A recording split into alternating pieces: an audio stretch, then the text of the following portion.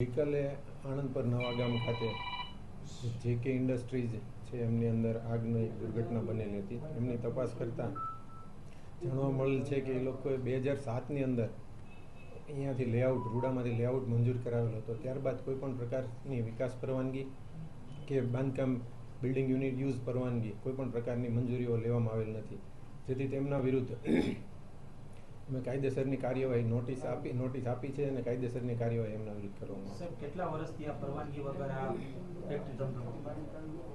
2007માં અમારી પાસેથી એ લોકો લેઆઉટ મંજૂર કરાવી ગયેલા હતા. ત્યારબાદની કોઈપણ પ્રકારની ડોક્યુમેન્ટ્સ કે કોઈપણ પ્રકારની રૂડાની અંદર કોઈ કાગળ કે કોઈપણ પ્રકારના ડોક્યુમેન્ટ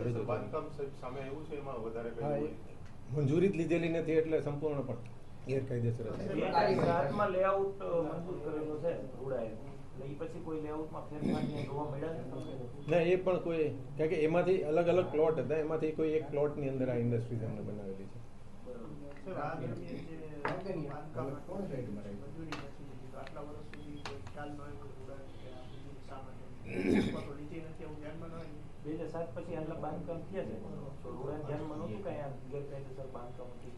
નહીં, ફિલ્ડમાં વિઝિટમાં ટીમ જતી હોય છે, પણ જનરલી એવું હોય છે કે જે તે ડેવલપર્સ છે એમણે જે તે સંસ્થા પાસે મંજૂરી લેવાની હોય છે.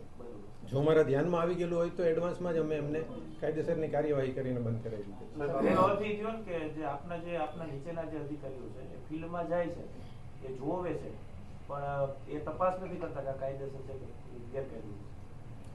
માની શકાય, કારણ કે ઘણી બધી જેવી ઇન્ડસ્ટ્રીઝ હોય છે કે જેમાં અમુક સમય ઘણા બધા એવા પણ હોય કે જે ગામ છે રૂડાની અંદર ભળેલા હોય, એ પહેલાં પણ ઘણી બધી ઇન્ડસ્ટ્રીઝ ત્યાં મંજૂરી મળેલી હોય છે, રૂડા દ્વારા નહીં પણ જે તે ઓથોરિટીઝ દ્વારા મળેલી હોય છે. સાહેબ, આપણે અહીંયા રૂડામાં કેટલા એવા નોંધાયેલા છે આવા મંજૂરી નથી ધમધમી રહ્યા છે? કારણ કે આ તો એક સામે એવું આગ લાગી હતી, હજુ આવા અનેક ઘણા બધા છે.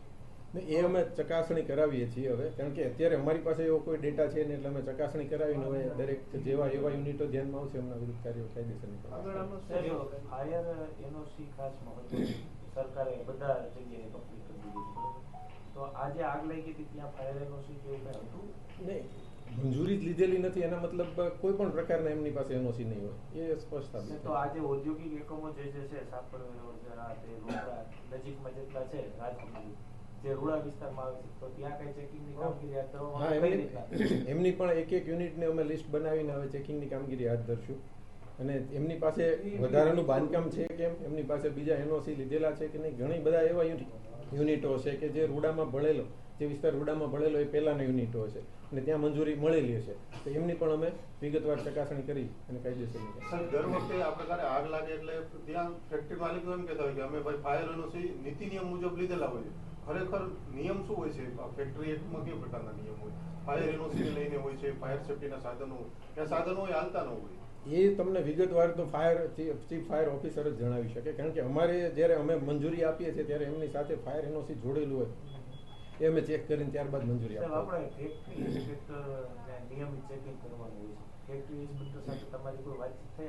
આ બાબતે મારે કોઈ ચર્ચા નથી. સંકલન કઈ રીતે થતું હોય છે ફાયરનું અને રૂડાનું?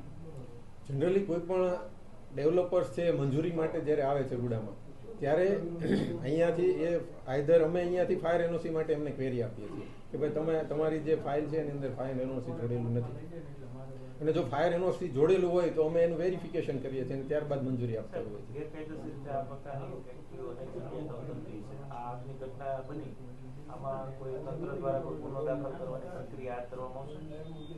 એ આખો હવે પોલીસનો સબ્જેક્ટ છે. પોલીસ અમારી પાસેથી જ્યારે રિપોર્ટ મંગાવશે ત્યારે અમે એમને વિગતવાર રિપોર્ટ.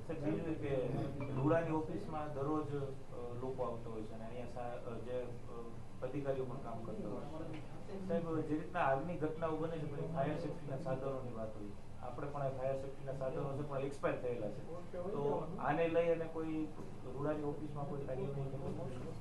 હા, એ અમે ગયા વર્ષે જ આમ તો રિન્યુ કરાવેલા હતા, તમે ધ્યાન દોરેલું છે, અમે ચેક કરાવી લઈએ છીએ, કારણ કે અમારે આખી જ એક ફાયરની આખી નવી સિસ્ટમ સેટ કરવા માટેની અત્યારે ટેન્ડર પ્રોસેસ પણ થઈ ગઈ છે રૂડા ઓફિસમાં.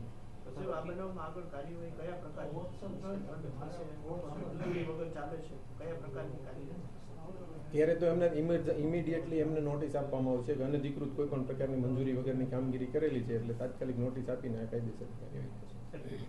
રૂડાની તમે વાત કરી કે રિન્યુ કરાવવાનું સામાન્ય રીતે સામાન્ય લોકોને 7 દિવસનો ટાઈમ આપતા હોય છે આપણે સાહેબ કેટલા સમયથી ટેન્ડર પ્રક્રિયા થાય?